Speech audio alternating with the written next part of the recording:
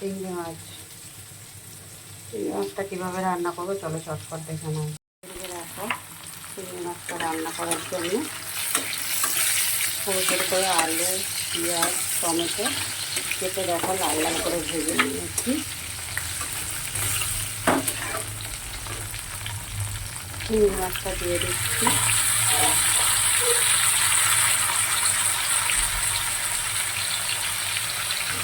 আদা বাটা দিয়ে দিচ্ছি 2 চা চামচ, জিরে বাটা 1 চা চামচ, নুন দিয়ে দিচ্ছি স্বাদ মতো। হালকা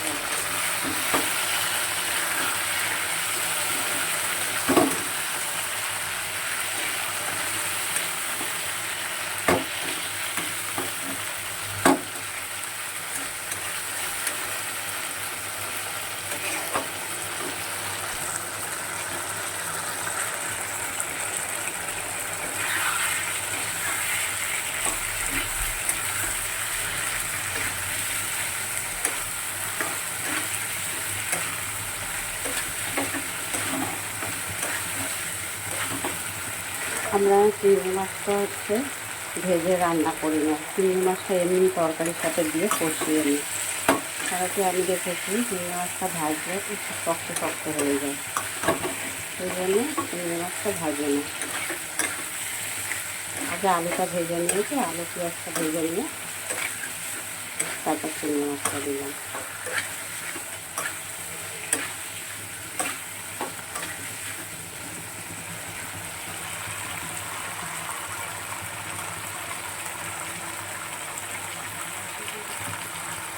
অনেকটা সময় কষিয়ে নিয়েছি মশলাটা। এবার হলুদ দিচ্ছি, লঙ্কার গুঁড়ো দিচ্ছি। খুব বেশি ঝাল দেবো না, বাবা বেশি ঝাল খেতে পারে না, বয়স হয়েছে তো। আর বন্ধুরা যে কড়াটা নাড়াচাড়া হচ্ছে দেখতেই পাচ্ছ, কেন কি এক হাতে ক্যামেরা আমার আর এক হাতে রান্না করছি। এবার সামান্য একটু জল দিয়ে দিচ্ছি।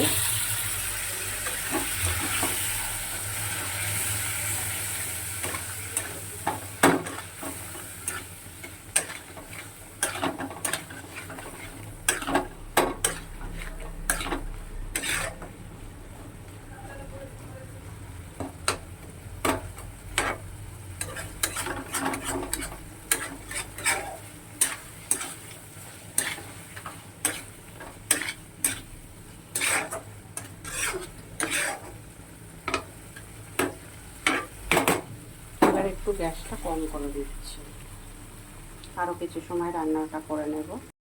দেখো খুব ভালো করে কষানো হয়ে গেছে মশলাটা।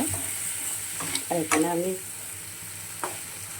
জল দিইনি, সামান্য একটু জল দিয়ে ভালো করে কষানো হয়ে গেছে। খুব বেশি জল করবো না, ঘামাকা করবে। ভালো করে কষানো হয়ে গেছে, আর কিছু দেওয়ার নেই। এবার আমি সামান্য একটু চিনি দিয়ে দিলাম। চিংড়ি মাছে কিন্তু একটু মিষ্টি না দিলে ভালো লাগে না, বেশ মিষ্টি মিষ্টি হয়।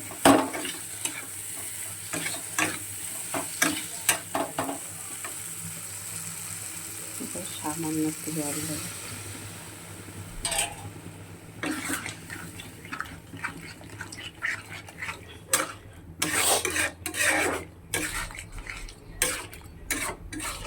ফুটে উঠলে নামিয়ে নেব।